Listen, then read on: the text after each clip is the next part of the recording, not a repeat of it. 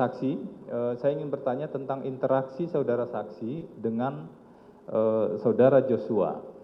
Di pemeriksaan apsifor halaman 39, Siap. saudara pernah menjelaskan, ini saya konfirmasi ya, Siap. pernah menjelaskan pada psikolog forensik tentang karakter Joshua. Bisakah saudara jelaskan? Siap Bapak. Jadi kalau untuk karakter Om Joshua itu, orangnya itu kadang-kadang temperamen. Dia kadang-kadang kalau saya lagi duduk di depan rumah, dia datang kayak marah-marah sendiri gitu. Terus saya tanya, ada apa Lojo? Kan saya panggil namanya Lojo. Ada apa Lojo? Tapi dia tidak omong apa-apa, dia langsung masuk ke dalam lagi. Tidak ada bicara apa-apa. Kadang kalau saya duduk di situ, dia langsung pukul tempat duduk di situ. Pukul langsung pergi.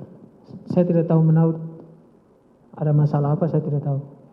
Saudara pernah dipukul atau ada kekerasan dari saudara Joshua? Siap, tidak ada. Tidak pernah ya. Siap, Berarti lebih ke temperamental dan beberapa perbuatan yang tadi ya. Siap. Di sini saudara juga menyebutkan ada perubahan sikap sejak menjadi karungga. Karungga itu apa, saudara Damson? Siap, kalau karungga itu kepala rumah tangga. Jadi dia yang memimpin untuk kita yang ART dan ADC. Jadi untuk segala tanggung jawab itu kita keperluan semua kita serahkan ke Om Joshua, kita tanya ke Om Joshua. Perubahan sikap seperti apa setelah menjadi karungga? Ya, Om Joshua lebih kayak menguasa, lebih kayak pemimpin gitu. Dia lebih beda.